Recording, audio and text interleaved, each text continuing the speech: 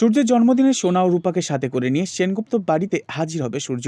নিজের অজান্তেই কেক কেটে নিজের দুই মেয়েকে খাওয়াবে সূর্য, যা দেখে লাবণ্য ভাববে আর যদি দীপা থাকতো তবে সংসারটা আমার পরিপূর্ণ দেখাতো।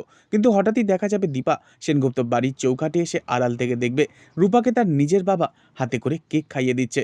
কিন্তু রূপা হঠাৎই দীপাকে দেখতে পেয়ে ছুটে আসবে হাতে করে কেক নিয়ে। মাকে বলবে, মা, রূপা তোমার জন্য ডাক্তারবাবুর জন্মদিনের কেক এনেছে। তবে রূপাকে ছুটে যেতে দেখে সোনা দেখতে পাবে পাকা মেয়েটা ফুলমার সাথে কথা বলছে। সোনা দৌড়ে ফুলমার কাছে যেতে যাবে, তখনই মেঝেতে তেল পড়ে থাকলে যাওয়ার পথে পা পিছলে পড়ে যাবে সোনা। দীপা দেখতে পেয়ে তড়িঘড়ি বাড়ির ভিতরে ঢুকে পড়বে সোনাকে বাঁচাতে।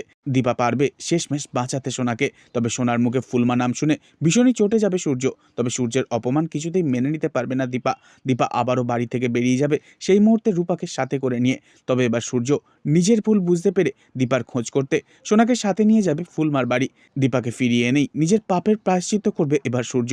এরপরই ভরে উঠবে লাবণ্য সোনার সংসার। তবে এর মাঝেই গল্পে আসতে চলেছে নতুন মোড়। কি সেই মোড় সবটাই জানাবো পরবর্তী ভিডিওতে। নেক্সট আপডেট পেতে অবশ্যই চ্যানেলটিকে সাবস্ক্রাইব করে রাখবেন।